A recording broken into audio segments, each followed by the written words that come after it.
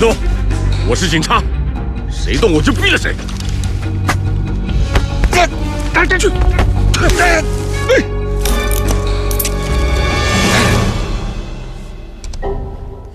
赵队，他对电脑设置了密码，怎么办？试试。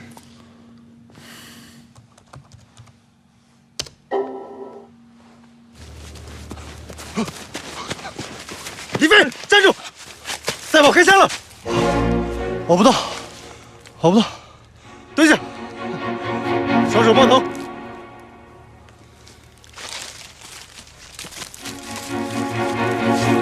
老实在这待着，动一步回来找你算账。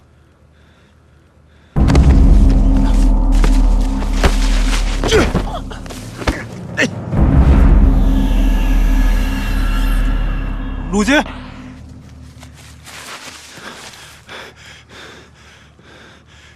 鲁军，你怎么了？没事，快去找枪。是。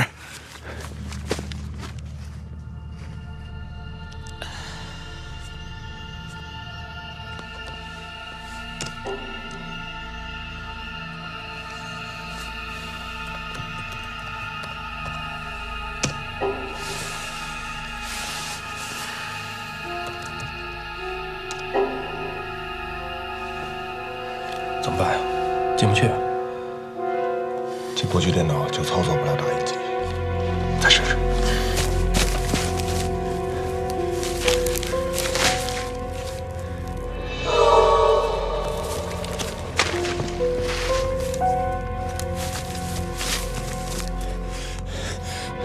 陆军，枪找到了。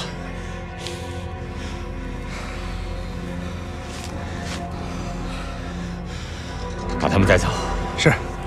警察同志，你们误会了，我们是在这帮你们抓坏人呢。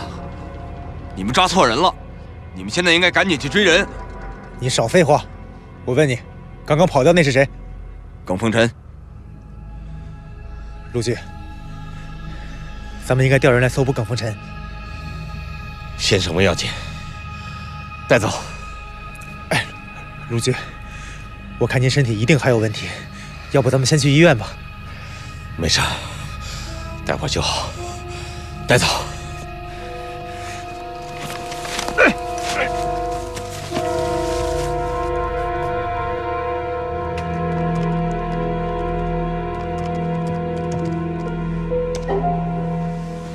还是不行。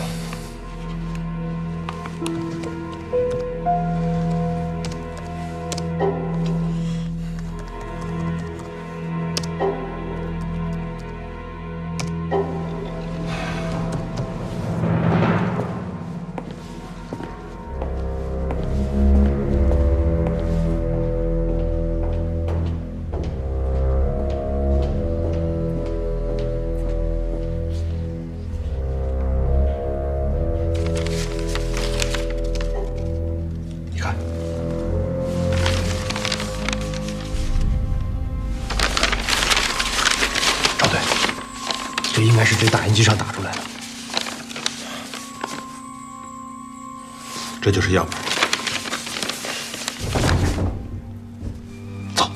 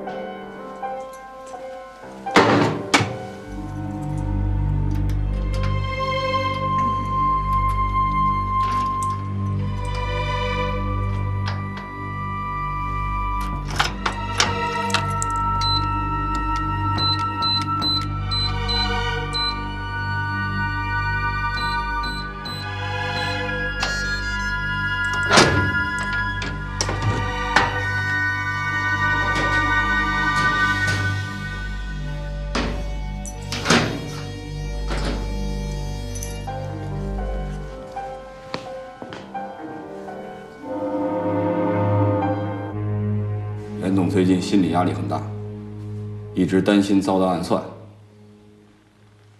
他让我想办法找到耿凤臣，然后把他交给你们。李飞以前是耿凤臣的手下，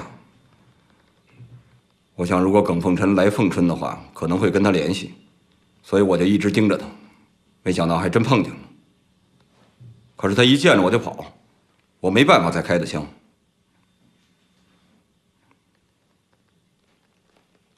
我没往他身上开枪。你们现在应该赶紧去抓人。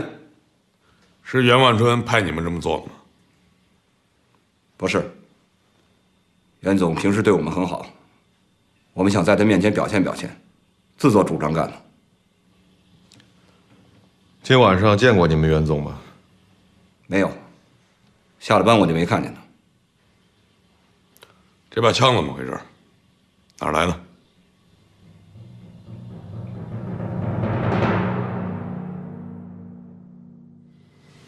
郝连成说袁万春不知情，肯定是假话。也就是说，事先他们就知道耿凤城要跟李飞见面。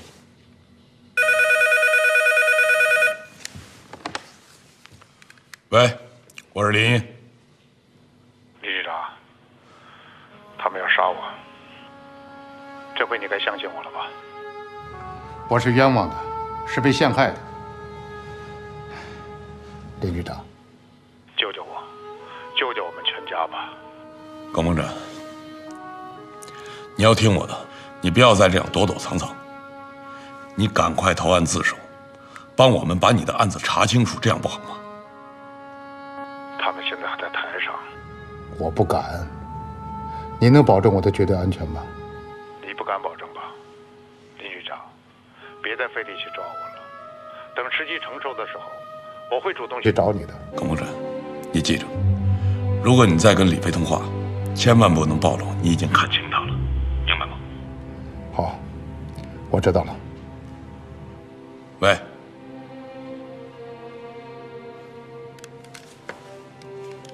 杨总，这有个情况想跟您汇报一下。坐。啊，我这2个手下今天早上突然不见了，不知道出了什么情况啊。你的2个手下非法持有枪支，试图袭击耿凤臣。他们利用李飞给耿凤臣下了圈套，要不是我们及时赶到，事态恐怕就不好控制了。非法持枪杀人，您说该怎么处理？哎呀，这杀人可是掉脑袋的事儿啊！问题是，他们要杀的是耿凤臣呐，这是为民除害啊！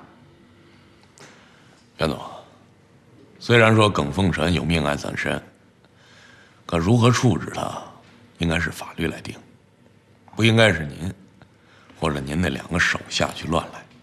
能不能先把他们保出来？需要多少？您说个数。袁总，这件事儿恐怕不能这么简单就处理了。要不，您先回去。这件事情可能有些情况，还得请您协助调查，到时候没准还得麻烦您呢。我一定配合。林局，那我先回去了。啊。对了，袁总，你有没有想过，耿凤臣是怎么把那封恐吓信送到你公司的？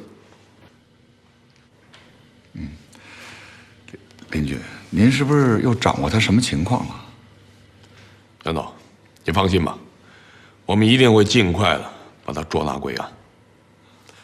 行，那我就不送了。好，那谢谢啊。哎呀，我这次来呢，恐怕你也猜到，都是自己人就不绕弯子了。袁总的2个手下拘了吧？是。下一步你的打算？非法持有枪械，报检察院批捕。这么重？哎，郝连成这回恐怕是倒霉了。我没有过来说情的意思啊。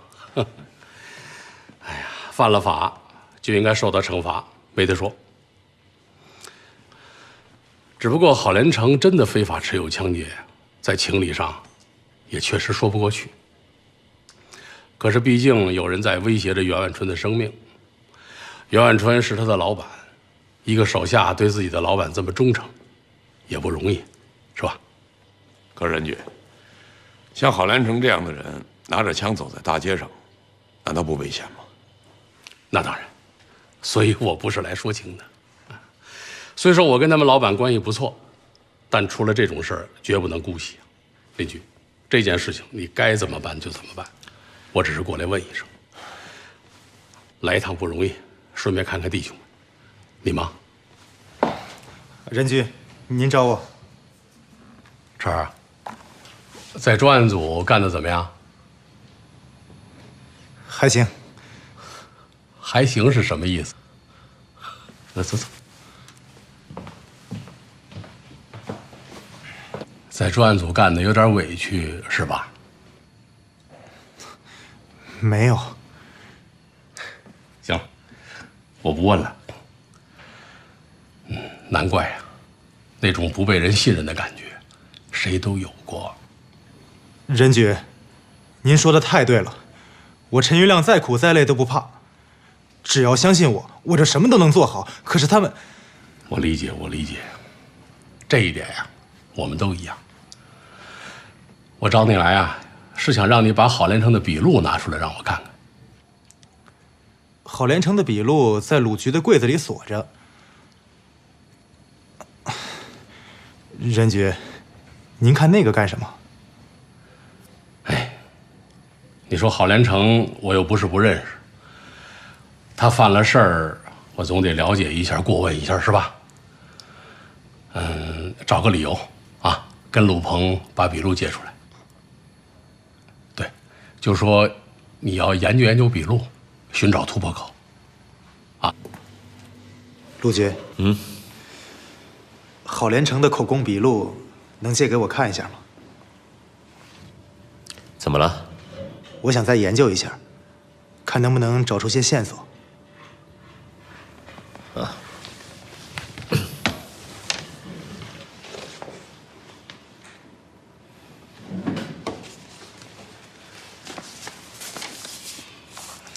谢谢陆局。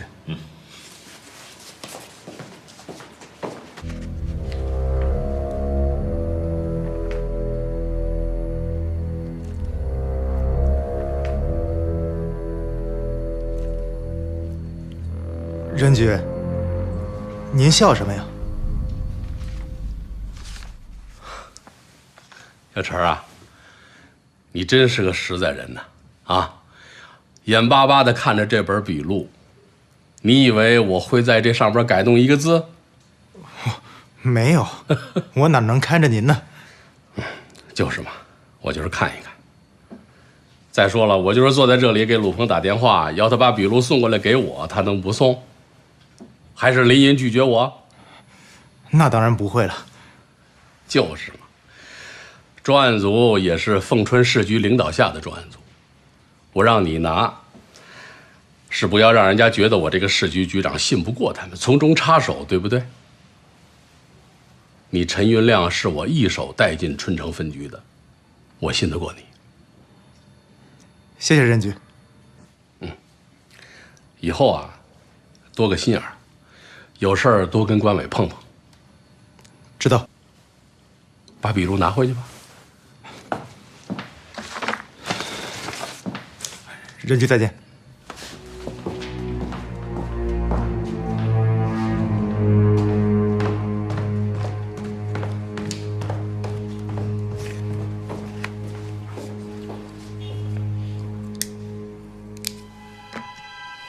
邻居，任大强是不是来求情来了？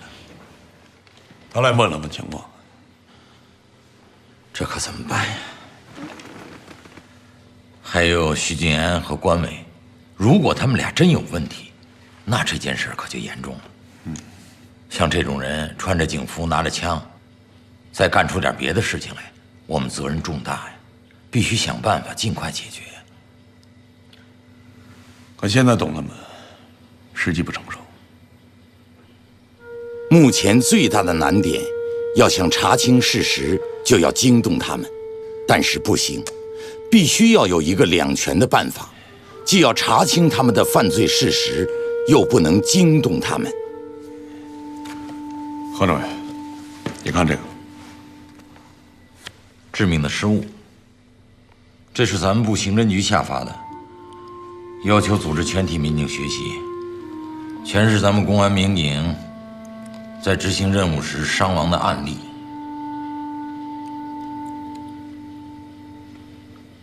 我明白了，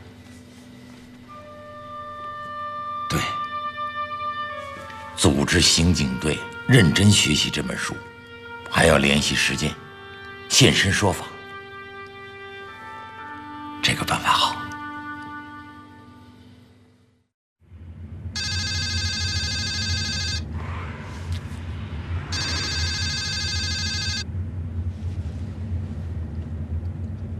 任局，哎，是我。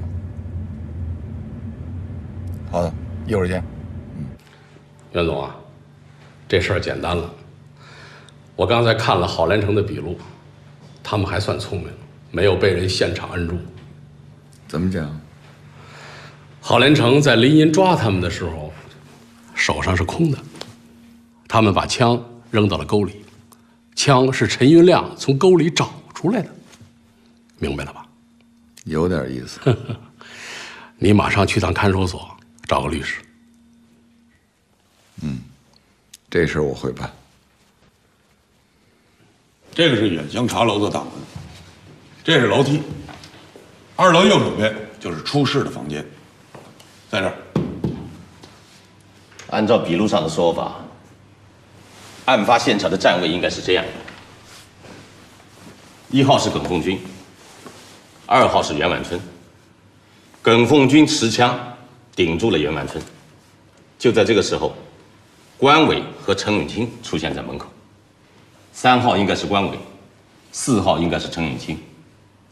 按照关伟当时对检察官的陈述经过，他是接到了茶楼老板隋然的电话，说有2个人在他的包间里绑架了1个人，用枪顶着脑袋。他是偷偷的跑出来给关伟打的电话。关键的是，这个虽然为什么没有打110，反而给关伟打了电话？关伟的说法是，他跟虽然以前就认识，他经常去他的茶楼喝茶。他曾经跟虽然说过，他的茶楼出了任何事情都可以马上通知他。所以，出了事儿以后，虽然就在第一时间给关伟打了电话。关伟说他接到电话以后，就马上汇报给了陈队长和徐大队，然后自己就赶过去了。后面的描述就是整个案件的关键部分。他赶到茶楼的时候，正好陈队长也赶到了，他们2个人就在后援还没有赶到的情况下，直接冲进了那个包间。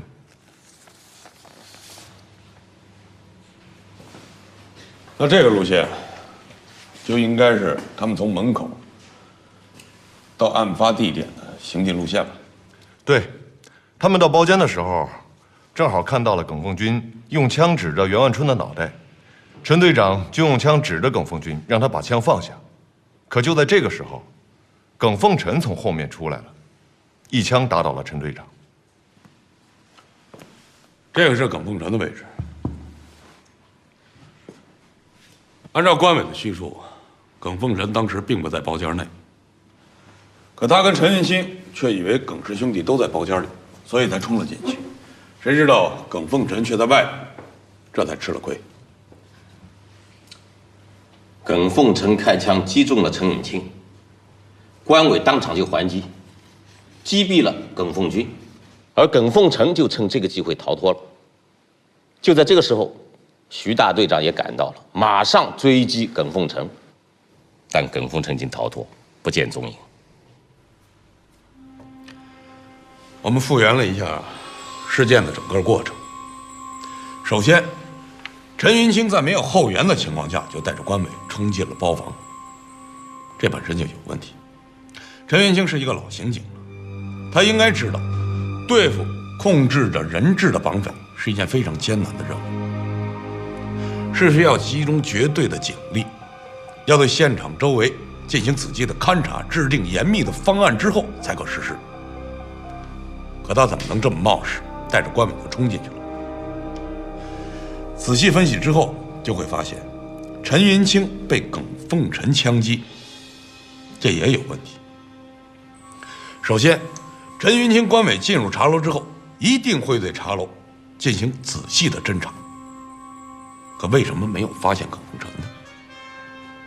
而等他们进入房间以后，耿凤臣却突然从后边冒了出来，向陈云清开枪。当然，也有可能他们搜查的不够仔细，有疏漏，让耿凤臣从自己的眼皮底下划过去了。但是，如果耿凤臣是在茶楼里，他们进来以后，为什么他不开枪？也一定要等到他们两个人冲到包间里去，等他们拿枪指着他的哥哥的时候，他才冲出来，对陈云清开了枪。根据关伟的陈述，耿凤臣是从后边冲上来，一枪杀害了陈云清。可茶楼的包间并不大，为什么耿凤臣杀害了陈云清，却没有向关伟开枪，让关伟有机会击毙了耿凤军呢？按理说，杀一个警察是死，杀两个还是死。那么耿凤臣为什么不向关伟开枪报复，反而转身逃跑了呢？还有徐静安的供述。徐静安说，他到了茶楼的附近就听到了枪声，等他赶到茶楼，正好看到了耿凤臣从里面跑出来。他当时让耿凤臣站住，可耿凤臣不听，他鸣枪警告，他还是不听。于是徐静安就对耿凤臣开了几枪，可还是让他给跑了。等他回到了茶楼，这个时候，关伟正好扶着袁万春从包间里走出来。关伟告诉徐静安，陈云清死了，耿凤军也死了。徐静安就在包间的门口看到了两个人的尸体。在我们分析整个事件的过程中，可以看到很多逻辑的漏洞。首先呢，耿凤臣已经杀害了陈云清，而又亲眼看到关伟击毙了自己的亲哥哥耿凤军。这个时候他不开枪向关伟报复，反而是逃跑，这是其一。其二，徐静安连着向耿凤臣开了好几枪，而耿凤臣并没有还击，也是一味的逃亡。这样是不是可以推断，真的就像耿凤臣所说的那样，他没有武器，没有枪？可是这些疑点，你没法追究。你要提出来，徐静安就会找出各种理由来推搪。所以，我们理清了逻辑上的关系之后，还是那句话：证据。在这个事件中，还有一个重要的当事人袁万春，他的笔录很少，只是说当时受到耿氏兄弟的邀请去茶楼喝茶，可进了包间以后，耿氏兄弟拿枪顶着他的脑袋，逼着他签字，廉价转让自己的配货站。而这个时候，茶楼的老板发现了，报了警，关伟冲进来击毙了耿凤军，而他也亲眼目睹了陈云清倒在了耿凤臣的枪下。证词虽然不多，但是疑点也很多。首先，袁万春平时出门的时候，总会有几个手下给他做保镖，而这一次，他却什么人都没带。而约他喝茶的，恰恰又是他们的对头，耿氏兄弟。其二，耿氏兄弟是用枪顶着他的脑袋，逼着他签字转让自己的配货站。这种做法也很让人费解，因为袁万春也是本市的名人，影响力也很大。如果事后他向公安机关报案，那么耿氏兄弟就会吃不了兜着走了。他们会愚蠢到用这种方法来逼袁万春转让他的配货站吗？还有隋然的笔录漏洞也是相当明显。他说他是在给耿氏兄弟上茶的时候，发现他们怀里好像是有枪的。等他回到包间，又看见袁万春被枪顶着，他害怕了，偷偷地跑出茶楼报的案。又等着关伟和陈永清过来，领他们走进了茶楼。是，耿氏兄弟怎么会找一个跟自己毫无关系的茶楼做这种事儿呢？又怎么会对茶楼的老板毫无防备，允许他跑出去报警呢？还有，茶楼老板领着关伟、陈云清进入茶楼以后，他怎么会知道包间内发生的所有的事情？难道跟着关伟、陈云清进了包间吗？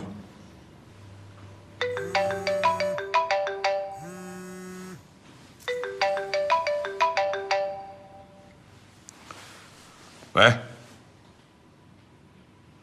什么？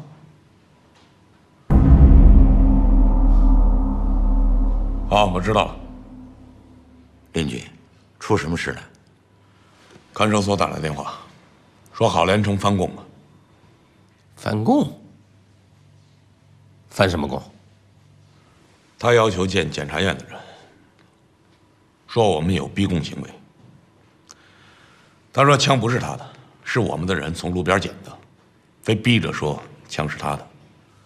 混蛋，这帮混蛋！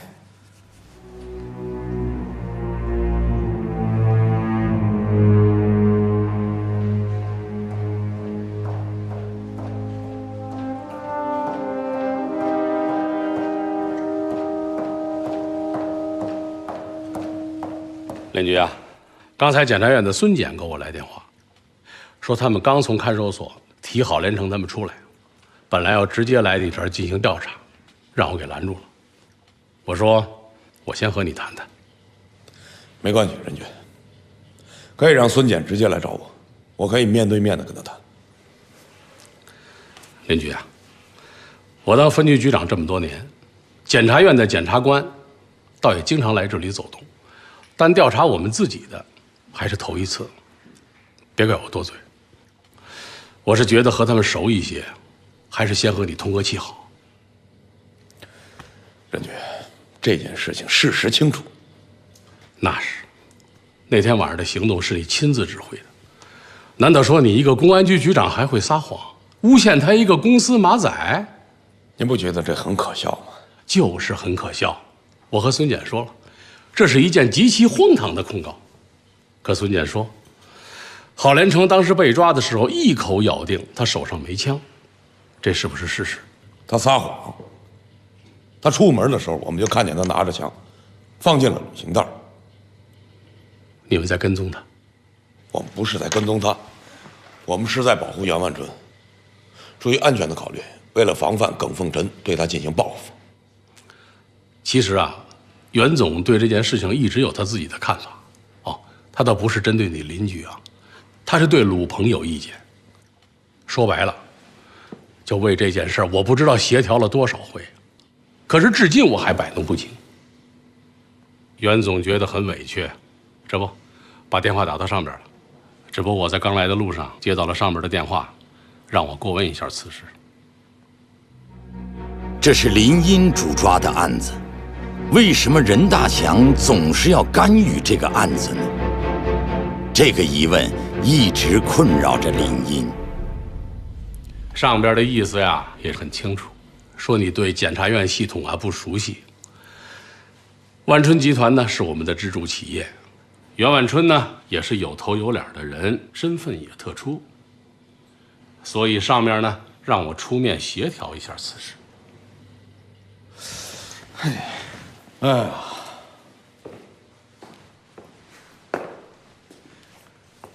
袁局，袁万春这么做了，我就有点奇怪了。我是在保护他的安全，是不是？我抓了他的人，他有点心虚啊。他告我什么呀？走，邻居啊，你不要介意啊。其实袁总呢，主要是想保他的人出去罢了。我现在就可以告诉他，这件事情事实清楚，证据确凿。他想保出去，门儿都没有。邻居啊，消消气，想想再说。我跟孙检说了，上边的意思呢也是不扩大，真的要闹起来，说春城分局被诉讼了，大家都不好看，是吧？那我先走了，你再想想。谢谢啊，任局，不用。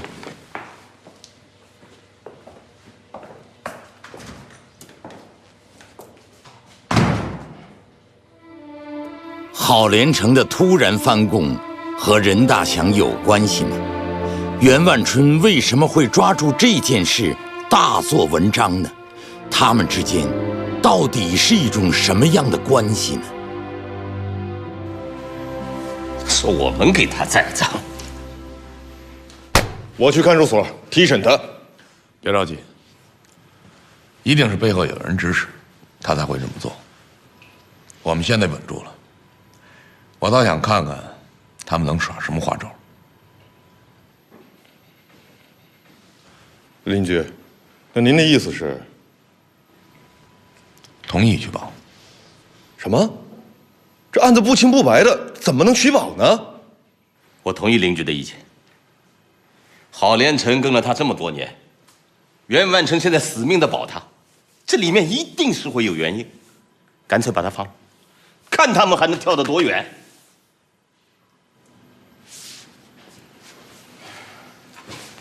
我知道，这叫放长线钓大鱼。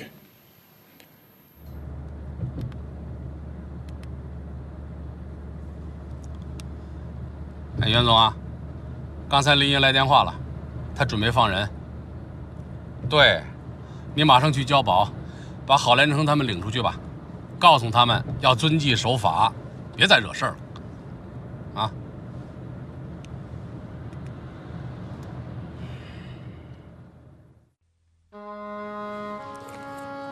这本书是我们的战友用生命和鲜血写成的，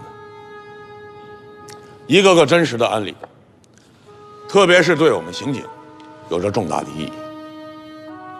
在学习这本书的时候，不能只停留在书本上。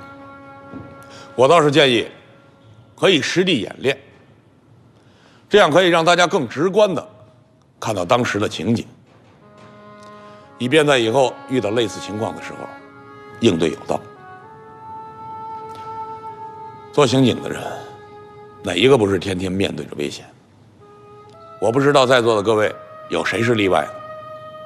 怎么会有例外呢，邻居？我们的陈云清队长不就是在执行任务中被害牺牲的吗？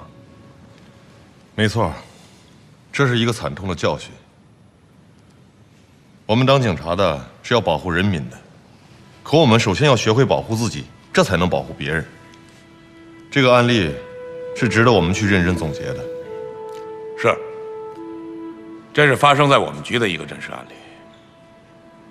对了，徐队，你可以跟关队把这个案例再给大家讲一讲，好让大家明白。必要的时候呢，我们可以到实地再演练一下。这有用吗？当然有用。实地演练一下，可以让大家更直观地了解当时的情况，吸取经验教训。以后呢，遇到类似的情况，避免发生错误。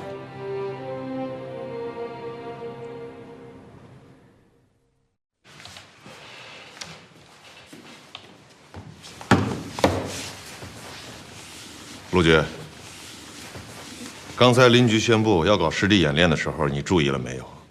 关伟和徐金安的表情很不自然，他们心里头一定有鬼。长明，你可不要这么想。关伟跟徐金安的心理素质都不差，你可不要小看了他们。我知道，我只是说他们一定没料到林局会有这样的安排。我坚信，到了现场，他们一定会露出破绽。肯定会。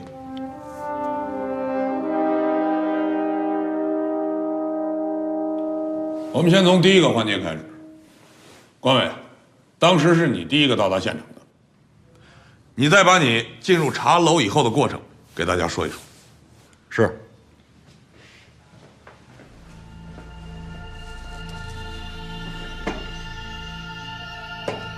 当时我跟陈队就是从这扇门由外边进入茶楼的，因为接到报案，人质是在2楼包间，我们就直接上了2楼。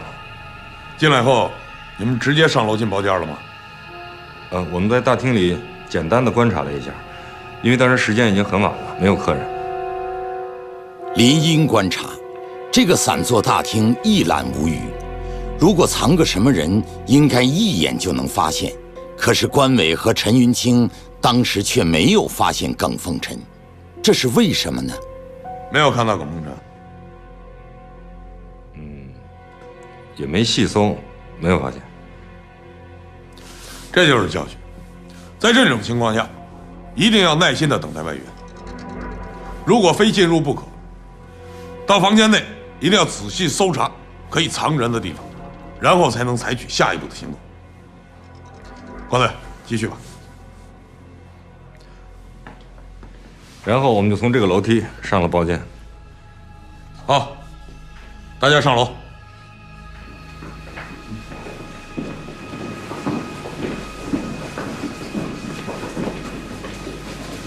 关队长，当时袁万春是坐在这里是吧？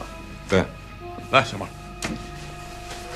那我站的位置应该是耿凤军的位置，在这里控制着袁万春。对。当时关队你是站在哪？我在门口。啊，站在你当时的位置。是。你当时是跟陈云清队长一起冲上来，冲到了门口。谁在前？当时？他在前，我在后。谁在左，谁在右？他在我的左手。问题出来了，这么小的茶室，这么窄的过道，只能容一个人通过。那么在这么小的空间里，2个人的枪口是怎么同时指向耿凤军的呢？陈亮，站在你哥哥当年的位置上。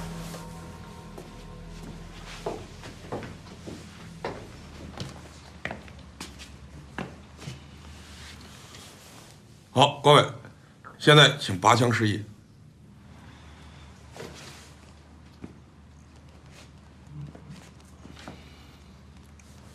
张敏，你站在当年耿凤臣出现的地方。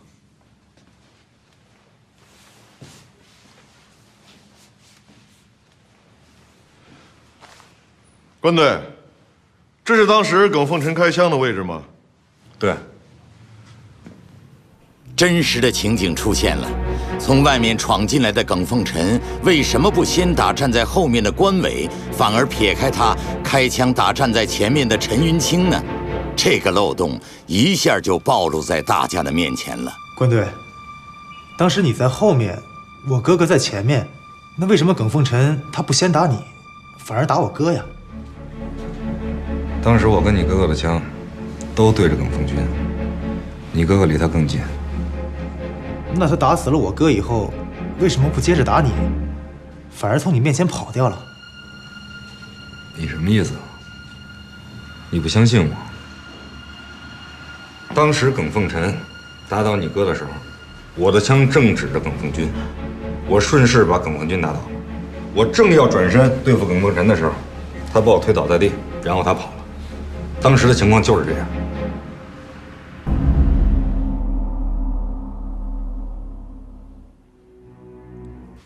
我们从头再想一想，整个案件有多少教训需要我们来总结？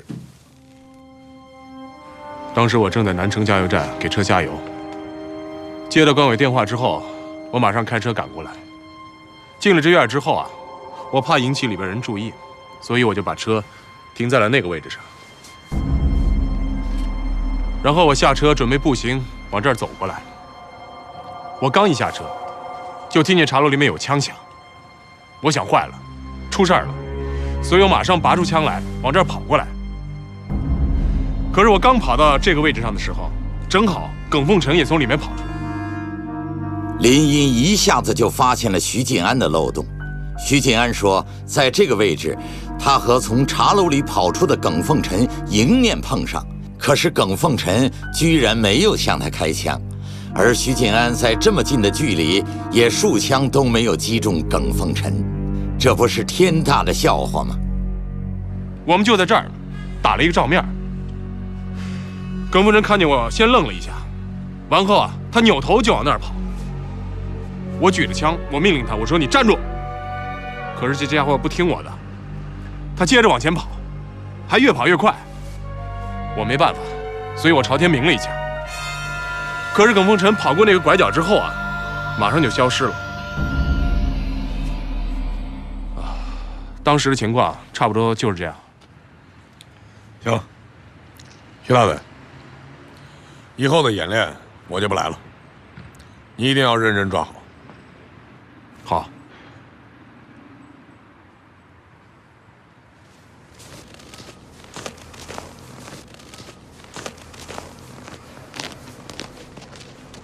林局，林局，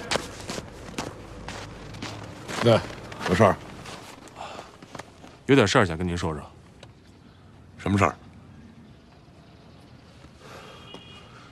刚才实景演练，我怎么觉着关伟的话有点不符合逻辑？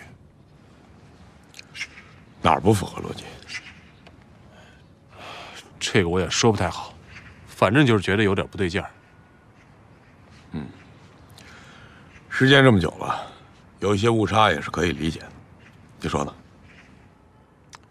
有可能吧。那好，我接着去演练了啊。去吧。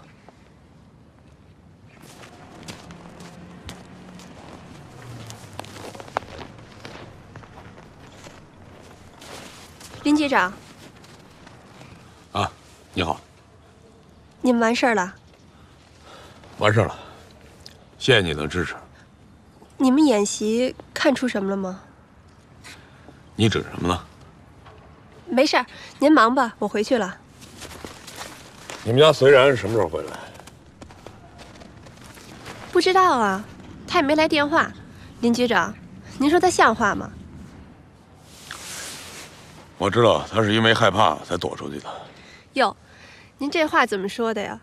我们家随然有什么可怕的？听我转告的，有些事儿躲是躲不过去的，就像噩梦一样，始终会纠缠着你。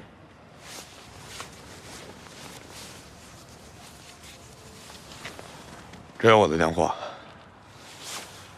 让他给我打电话吧，随时。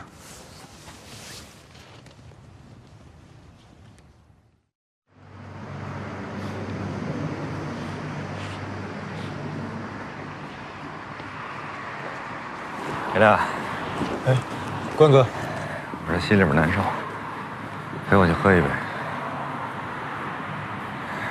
本来云清大哥这事儿在我心里边已经淡忘，可是今天在远乡茶楼这么一演练，我这心里边……走。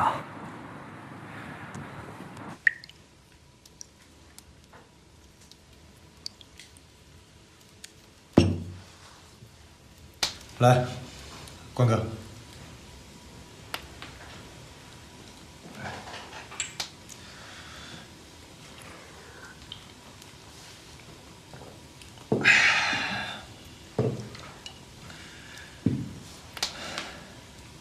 其实我和你一样，今天去了趟远乡茶楼，我这心里头不好受。我知道，来喝酒。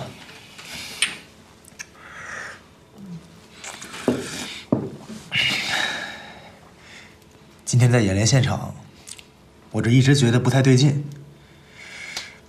如果真像你说的那样，我哥哥先冲进屋子，那样应该他在前面，你在后边。可为什么耿凤臣他打我哥不打你呢？月亮，我只能跟你说，当时气氛非常的紧张，我哪能想那么多呀？我当时就想赶紧把人质给救出来。我跟你哥哥前后脚冲进去了，我们跟对方是枪口对着枪口，我哪还记得谁站在哪儿啊？但是我记得很清楚，我跟你哥哥，我们俩是对着耿凤军，耿凤臣他从哪儿进来的？我真的不记得了。但是他一枪就把你哥哥给打倒了。月亮啊，我跟你哥是过命的兄弟，他这一走，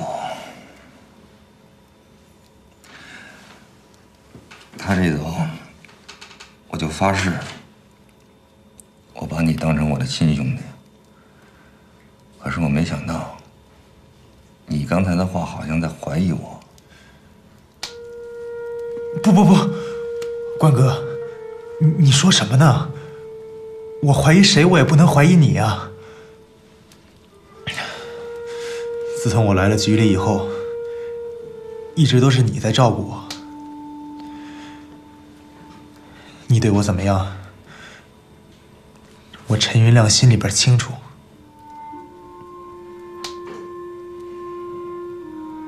行，来喝酒吧。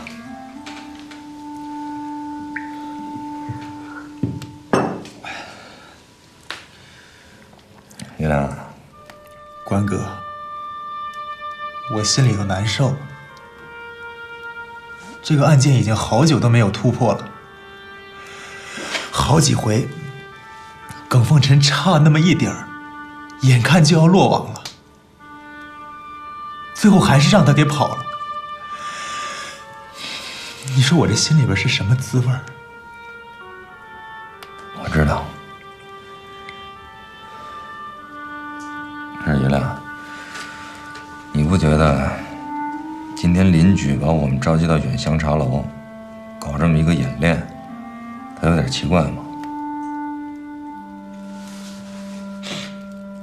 实话告诉你，我觉得我们这个林荫局长根本就没把破案，还有抓获耿凤臣当回事儿，他的心思不在这儿。你别听他过去有多么辉煌，他刚到局里几天呀，就又上去了。这人就是个走关系的人，不然他能上这么快呀？他是坐的火箭呀，还是航天飞机呀？是啊，我也有点想不通。所以说，雨亮，人家呀，就是个想当官的人。你说说，整个局里边，还有谁是真心想帮着你哥哥报仇的呀？关哥，我懂，我不糊涂。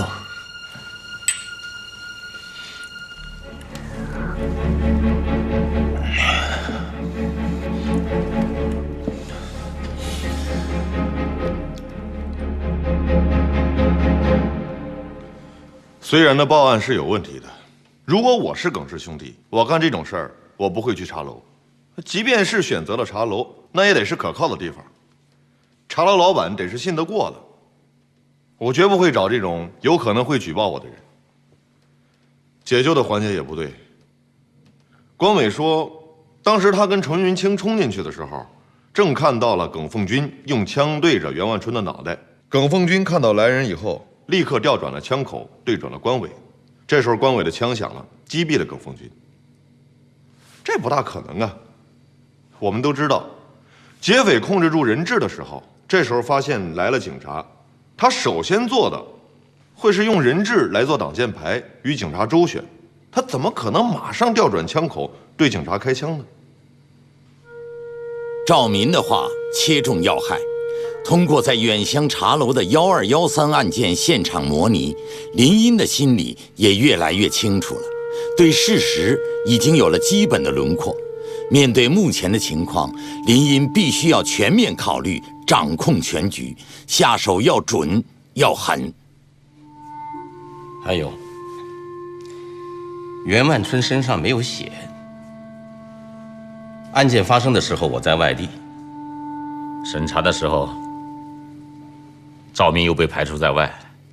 我回来之后觉得不太对，就私下里问了问，有好几个人都说那天没有发现袁万春身上有血迹。是不对。按照当时的情况，如果关伟击毙了耿凤军，那袁万春的身上不可能没有被溅到血迹。还有审查的时候，主管刑侦的副局长、主管大案的刑警大队副大队长都被排除在外。当时鲁局外出抓逃了，我呢，因为跟耿凤臣平时有些来往，就有人说我应该回避，后来就给我找了个不大不小的案子，把我支开了。老鲁回来以后，对这个案子很关注，问这问那。哼，可就在这时候啊，老鲁在处理海春大饭店的问题时，和保安发生了冲突，一下被撤了职，就到鲁山去当派出所所长了。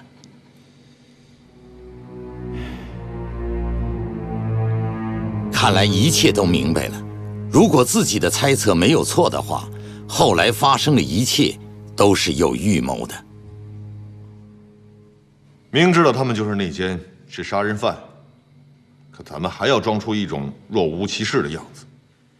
再坚持一段吧，我相信时间不会太长了。关键的问题是，我们还要拿到证据。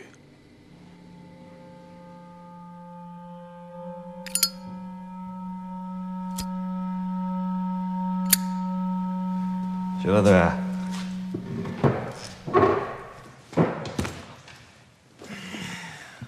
喝了吧？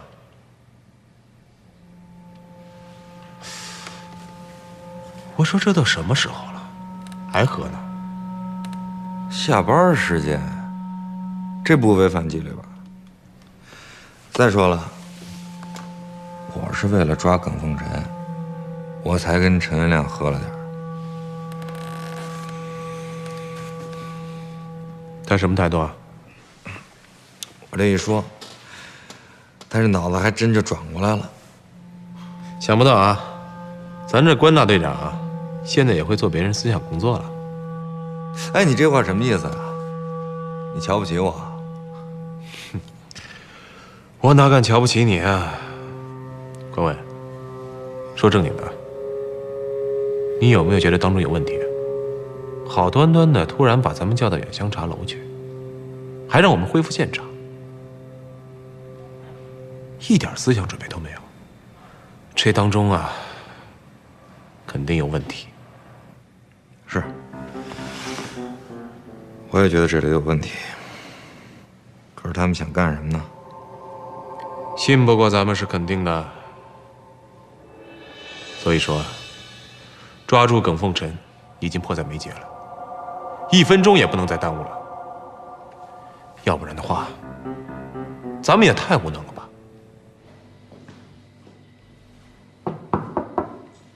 进来。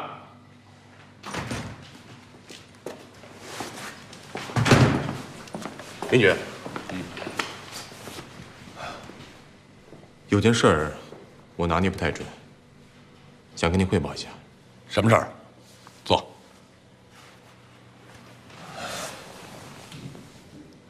林局，我觉着关伟最近越来越不太正常了，特别是你出事之后啊，他整天是六神无主啊，尤其是这几天，更加像个热锅上的蚂蚁。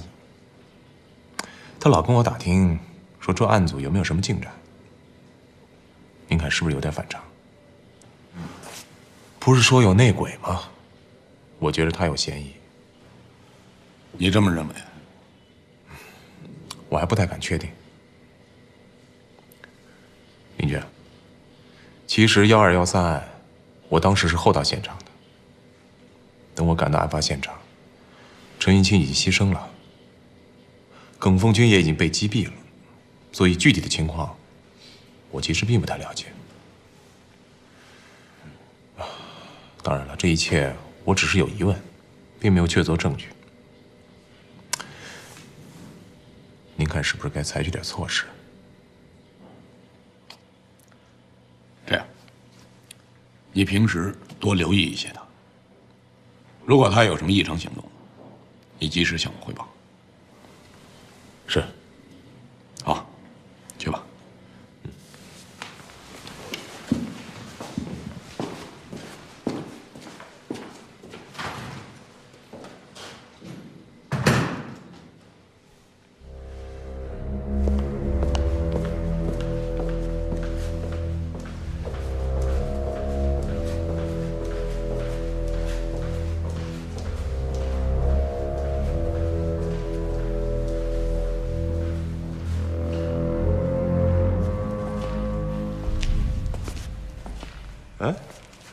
你在呢？你去找林荫了？啊？这大家都出去执勤了，你怎么还在办公室待着呢？我在等你啊。你跟林荫说什么了？没说什么。没说什么，你到他办公室去。我说，我是刑警大队大队长，人家是局长，我找他谈点工作不行啊？徐大队，你有事瞒着我？瞒你？我瞒你干嘛呀？没瞒就没瞒呗。你急什么呀？行了，关伟，我知道，都是那场演戏给闹的。你放心吧，咱俩都共事那么久了，该说什么该做什么，我心里很清楚。眼下咱俩就该拧成一股绳儿。这就对了。咱们俩之间呀，要是出现一道裂缝，那水可就渗出去了。这个道理，你我都懂。你懂啊？你懂就好。那，你找他干嘛去了？我去试探了下林荫。怎么试探？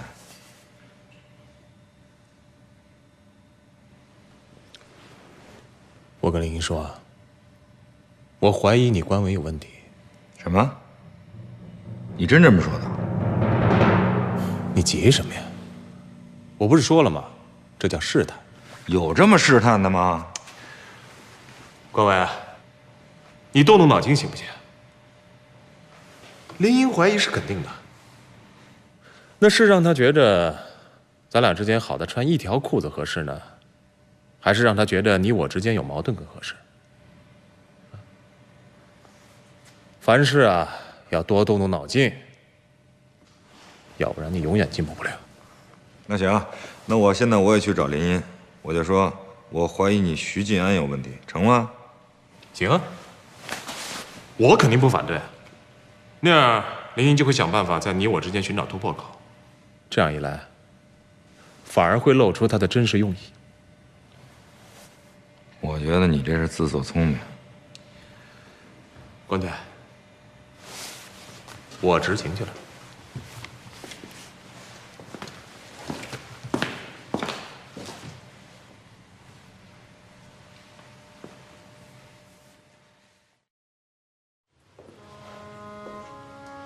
应该说，通过这一系列的动作，我们对事件已经有了一个基本的了解。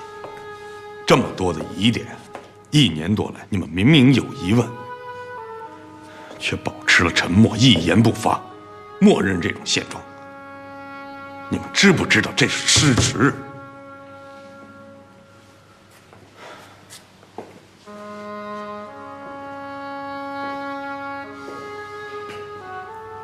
谁想那样啊？你看当初鲁局，不就稍微主持了那么点正义吗？可结果呢？一个公安局的副局长说免职就给免职了，那其他人谁敢呢？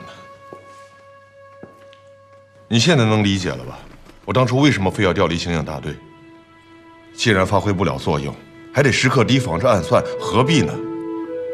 惹不起，咱躲得起吧？其实前几年，凤春人没少给上面写信，反映黑恶势力猖獗的问题。可是问题迟迟得不到解决，正义不但得不到伸张，反而受迫害。也难怪人们选择了沉默呀。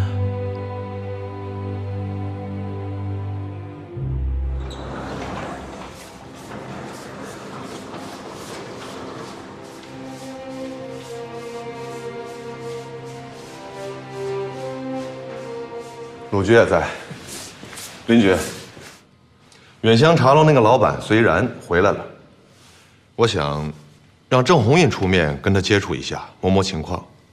他们都是生意人，以前有过来往，让郑红运出面不会引起虽然的警觉。可以。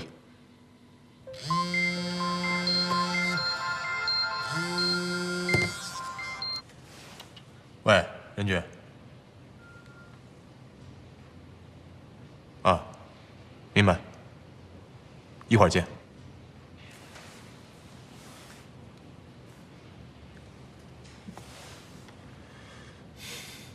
关伟，在哪儿呢？任局找我们。半个小时之后，在清风路口的川菜馆见。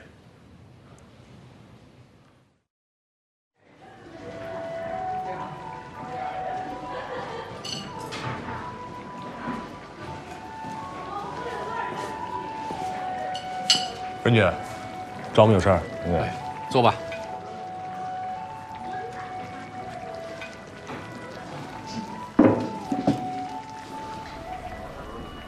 你们知道吗？林荫的那个专案组，目前是干劲儿冲天。他叫你们刑警大队的人到远香楼去进行现场演练，还说什么总结经验、吸取教训。你们想过没有？这里边一定有问题。任局，我觉得林荫根本就信不过咱们。关键是耿凤臣呐，林荫找不着他，怎么你们也找不着他呀？这太不像话了吧？不是安排个李飞在耿凤臣家盯着吗？他这人可靠吗？任局，李飞还是起作用的。上次要不是因为赵民，我已经把耿凤臣给干掉了。这事儿您知道吗？过去的事儿不说了，啊，目前关键就是抓住耿凤臣，明白吗？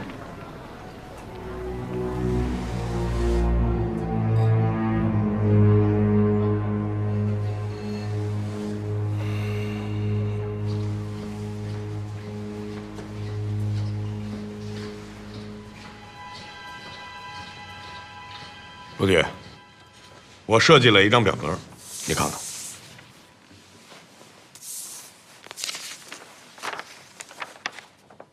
问卷调查表，只有4个问题。第一，你认为本市有没有黑恶势力？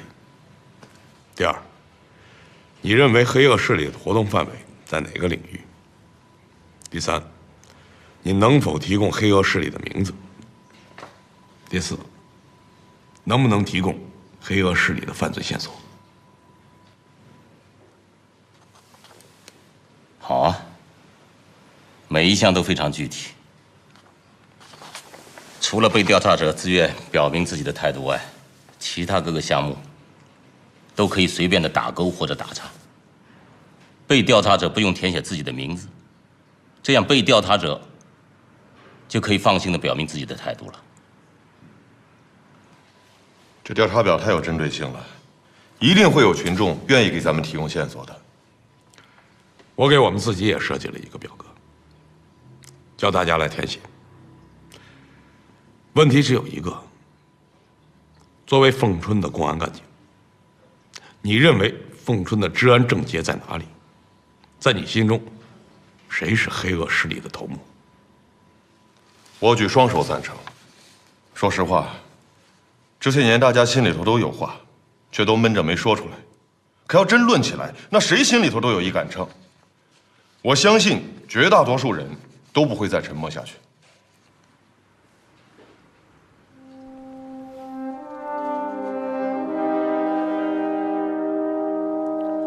刑警大队是各警种中的尖刀单位。这次打黑除恶的斗争，我们局展开的如何，能否取得预期的成绩，关键就要看你们了。所以今天我特意到刑警大队来开个会。首先我要强调一条，就是纪律。我希望大家不要忘记，你是一名警察，是同黑恶势力做斗争的警察。要站稳了立场。鉴于凤春目前的情况，我不得不对大家要求的具体一点。每个中队至少给我找出一条黑恶势力的犯罪线索来，而且这条线索一定要有价值。我先把丑话说到前面，在这次斗争中，成绩显著的提拔重用，态度消极、成绩差的降级免职，我说到做到。会场静了下来，气氛有些紧张。徐静安官委不自然了，显然林荫的话是有的放矢的，这也是他破案的一个步骤，目的就是要敲山震虎，引出幕后的黑手。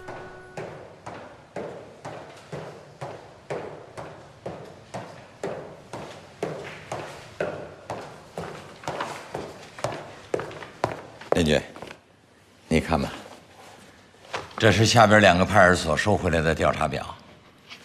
这么多，没有分类吗？啊，分好了。相当一部分调查表上面写的只有一个人的名字，袁万春。看来自己的想法是正确的，在调查表中，大多数填写的凤春黑社会都是袁万春，相反，认为耿凤军和耿凤臣兄弟是黑社会的，却是寥寥无几。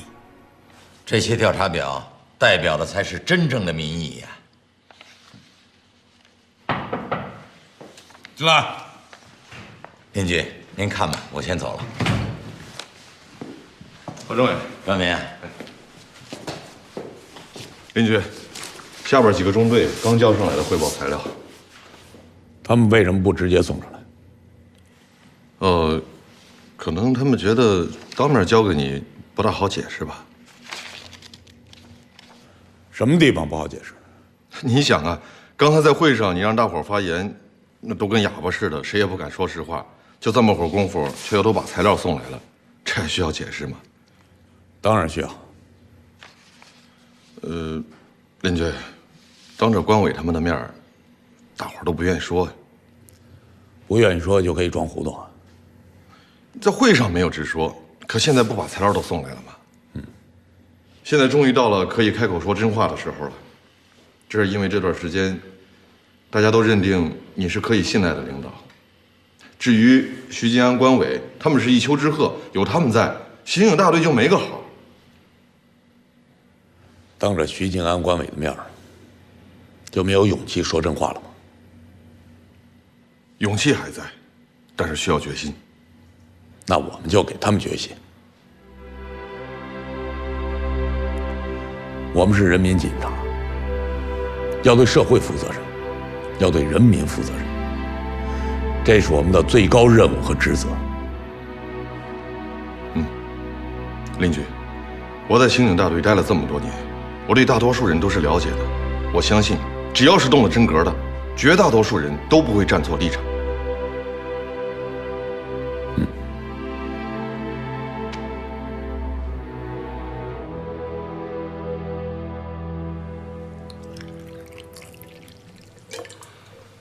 林荫又在搞什么民意调查了？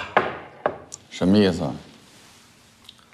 就是在老百姓当中调查谁是黑社会势力。调查完之后呢，又回到分局搞民意调查，都是匿名填写表格呀。你笑什么？让他查吧，总得有证据吧。口说无凭啊。我说袁总啊，我还是要提醒你，这段时间我对林荫还是了解的，他是软硬不吃啊，咬着就不松口。你是一个生意人，生意做大了以后，难免有人就看着眼红啊。再说，我们谁能保证自己挣的每一分钱都是干净的？问题是我可没惹他呀。他非要冲我来，我有什么办法？低调。人家不愿意跟我一起玩儿。那我能怎么样？我总不能求着他吧？小不忍则乱大谋嘛。任局，我要是不能忍，能到今天吗？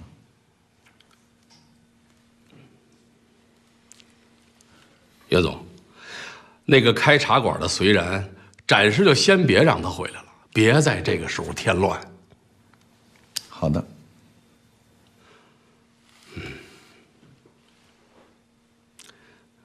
那件事儿，你考虑了吗？什么事儿啊？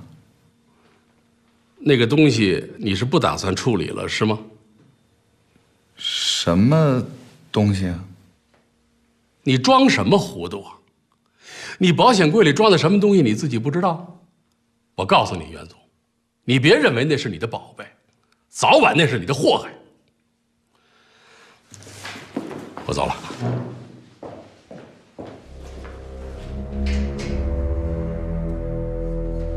任大强在威胁他，袁万春心虚了，但是他还要强打精神，抱着一丝侥幸，做最后的挣扎。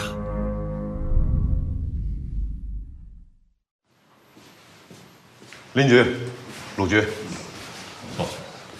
虽然不见了，虽然不见了。郑红运去了远香茶楼，可那儿的老板换人了，说是虽然把茶楼兑出去不干了，他的家里人也都不在家，谁也不知道他们去哪儿了。他给虽然打电话也打不通，关机。好好的茶楼突然不干了，一家人都不见了。我去了他居住的辖区派出所了解过了，他倒是没搬家。他是在躲避着，那就更说明有问题。张敏，一定要死死盯住隋然，安排可靠的人监视他的家，一旦发现隋然，立刻报告。好。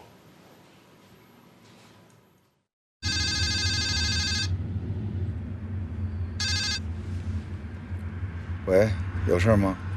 喂，袁总，哎，我隋然，您能不能告诉我，我什么时候能回家呀？着急了？那能不着急吗？您说我这家里一摊事儿，我不能总不回去呀。在外面不是挺好吗？游山玩水，还有人给你花钱，多好啊！不是这么说呀，这袁总，您说我这总不回去，这外面再好的风景，他也没得瞧啊。您无论如何得给我一准话，您告诉我，我什么时候能回去啊？你什么意思？别给你脸不要脸啊！你什么时候回来，我会通知你的。哦，好。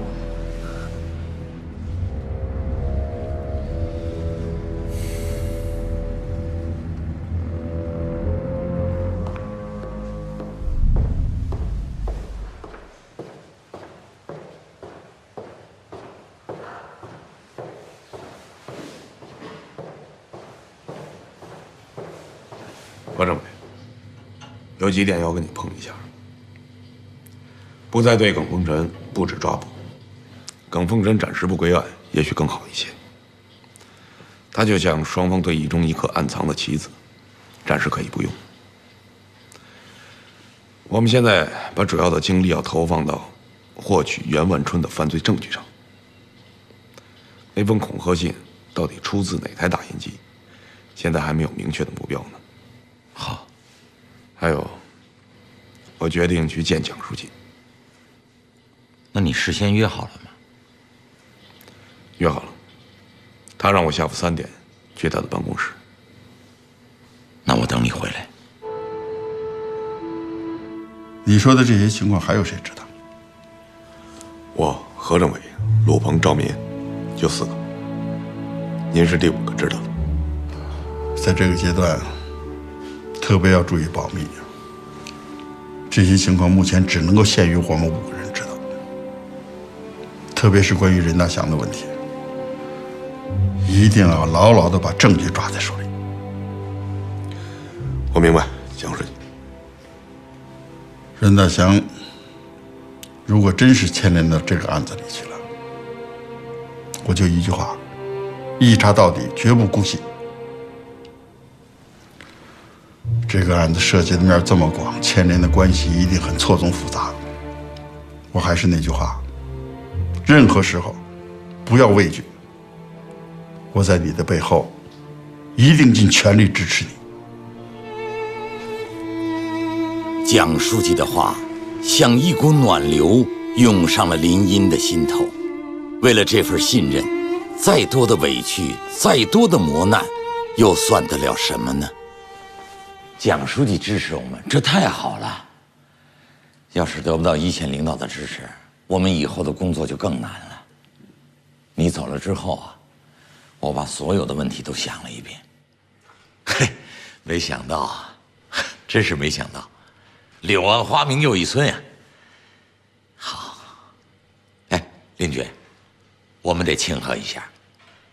我那儿还有一瓶好酒，一会儿我拿来。下班以后，我把鲁鹏他们都找来。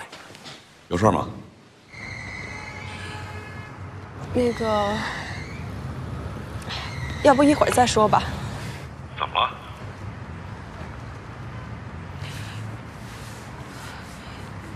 你现在有时间吗？有时间，你说。怎么了？怎么说话吞吞吐吐的？出什么事儿了？苗苗不见了。什么？苗苗不见了，她自己走了，也没去学校。我到处都找遍了，就是找不到她。你怎么搞的？你冲我喊什么？又不是我让她不见的。你把孩子往我身边一扔，自己走了，出了事儿你什么都怪我。对不起，我知道你一个人带孩子不容易，到底怎么回事？你赶快告诉我。他应该告诉你了吧？最近，他一直跟我赌气，好几天都不跟我说话了。昨晚我们吵了几句。刚才老师给我打电话，说他今天没有去学校。那他是出走了？你怎么这时候才告诉我？我不得先找找吗？再说，我怕你怪我。我要是找到了，就可以不告诉你了。出了这种事，你应该马上告诉我呀。我不是怕打扰你吗？那你好好想想，他能去哪儿呢？一个小女孩，她能去哪儿啊？该找的地方我都找遍了。不过，我发现家里的抽屉里少了200块钱。林茵，他会不会去找你了呀？我现在就去火车站。什么？你要来凤春吗？对。要是找不到苗苗，我也不想回来了。别说傻话了。我没有说傻话。要是孩子没了，我活着干什么呀？秋月，我到了凤春跟你联系吧。